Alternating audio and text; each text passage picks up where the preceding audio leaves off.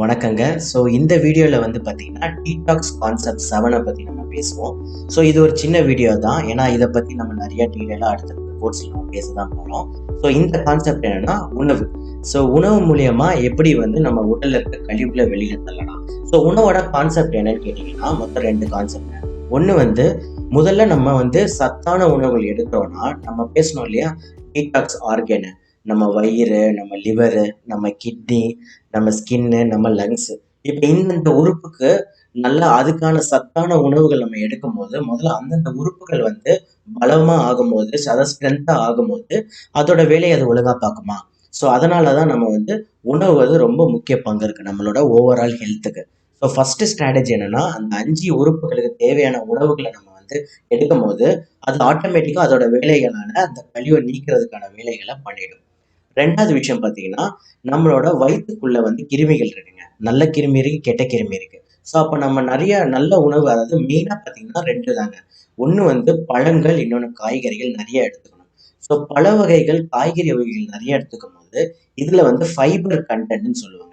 So இந்த உணவு வந்து பார்த்தீங்கன்னா, ஃபுல்லாவே நான் வந்து நியூட்ரிஷன் மாஸ்டரியில ஃபுல்லாவே கம்ப்ளீட்டா நான் வந்து சொல்லுவேங்க. ஸோ அதனால தான் இது வந்து ஷார்ட்டா நான் சொல்றேன். இப்ப நம்ம டீட்டெயிலா இத பத்தி பேச வேண்டாம். ஸோ உணவு என்ன பண்ணணும்னா, அந்த பழங்களும், காய்கறிகளும் இருக்கிற ஃபைபர் சத்து, அதான் நார் சத்துன்னு சொல்லுவாங்க.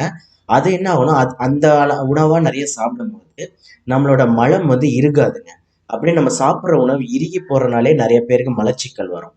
ஸோ இப்படி பண்ணும்போது என்ன ஆகும்னா, டைஜஷன் நல்லா நடந்து என்ன ஆகும்னா, நம்மளுக்கு வந்து அந்த உள்ள இருக்கிற நல்ல பாக்டீரியாலாம் வளரும். அதுக்கு உணவே வந்து இந்த ஃபைபர் தான்.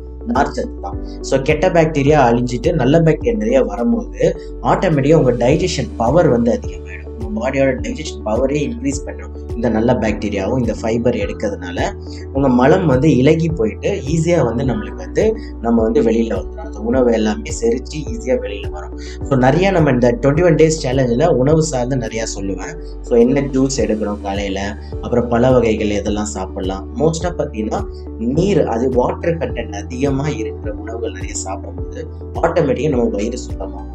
நம்ம வயிறு சுத்தமானா நம்ம கண்டிப்பா நம்ம உடம்பே சுத்தமாகுது. அதான் ஃபர்ஸ்ட் ஸ்டெப். ஸோ இதுதான் வந்து உணவோட பங்கு வந்து இந்த கழிவுகளை வெளிய தள்ளும். ஒண்ணு வந்து நம்ம அந்த டீடாக்ஸ் ஆர்கனுக்கு சத்து குடுக்குறது ஒரு ஸ்ட்ராட்டஜி. 2வது ஸ்ட்ராட்டஜி பார்த்தீங்கன்னா, நம்மளோட நம்மளோட வயிறுல இருக்க நல்ல பாக்டீரியா இன்க்ரீஸ் பண்றது மூலியமா, இது வந்து 2மே சேர்ந்து நம்மளோட உடல்ல இருக்க கழிவுகள் எல்லாமே வெளியில தள்ளுறதுக்கு இதுவே வந்து யூஸ்ஃபுல்லா இருக்கும். ஸோ இதுதான் வந்து ஃபுட்டோட கான்செப்ட்.